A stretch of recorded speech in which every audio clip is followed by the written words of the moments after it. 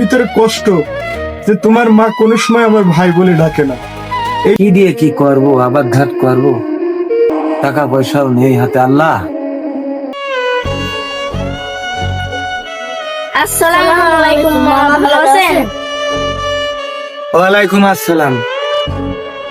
ভালো আছি। তোমরা আমার বাড়ি, তোমরা কি করতে এসো আমার বাড়ি? মামা আপনার বাড়ি আসবো না তা কার বাড়ি আসবো? আমার মা অসুস্থ। তোর মা অসুস্থ, তো আমি কি করব? এই, আমার বাপটা মরে গিয়েছে, 3 দিনও সময় দিইনি।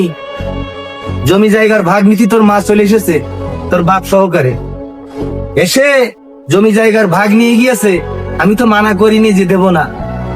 তোদের হক তো মারতে চাইনি আমি, তোদের হক তোদের বুঝাই দিতে চাইছি। তোরা জমি জায়গাও নিয়ে গেলি, আবার আমার মাছ ধরেও করে গেলি। আবার আমার বাড়ি কি করতে আছিস? ও মামা, আমার মা বাঁচবে না, তুমি ওর কথা ভুলে যাও আর আমাদের একটু সাহায্য করো। আর ধ্যাৎ, সাহায্য টাহায্যের কথা বাদ দে, ও জাহান্নামে যাক, আমি কিছু করতে পারবো না। ও মামা, তোমার পায়ে ধরি, আমার মা একটু বাঁচাও। ও মামা, আমার মা চিকিৎসার অভাবে মরে যাচ্ছে, তুমি একটু সাহায্য করো, তোমারই তো বোন।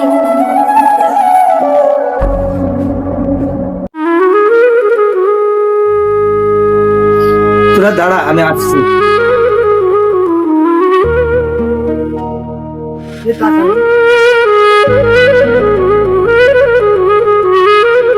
এই নাও বিটা, আমি যে কথা বলেছি তোমরা কষ্ট মনে নিও না। আমারও তো বোন, আমারও তো মন কাঁদবে। শুধু মনের ভিতরে কষ্ট যে তোমার মা কোনো সময় আমার ভাই বলে ডাকে না, এইটুকুই কষ্ট। তারপরও আমি দোয়া করি তোমরা ভালো থেকো, তোমার মা সুস্থ হোক, ও যাতে বেঁচে থাকে, এইটুকু দোয়াই করি। আমি কোনো সময় তোমাদের উপরে রাগ করিনি বিটা।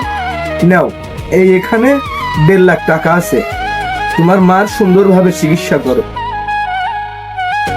ও মামা, তুমি মনে কষ্ট নিও না, আমরা না তোমার ভাগ্নি, আমরা তোমার কাছে আসবো। হ্যাঁ মা, তোমরা বেঁচে থাকো, যাও এই টাকাটা নিয়ে সুন্দর করে তোমার মার চিকিৎসা করো। যাও। আল্লাহ, তুমি আমার বোনকে সুস্থতা দান করো।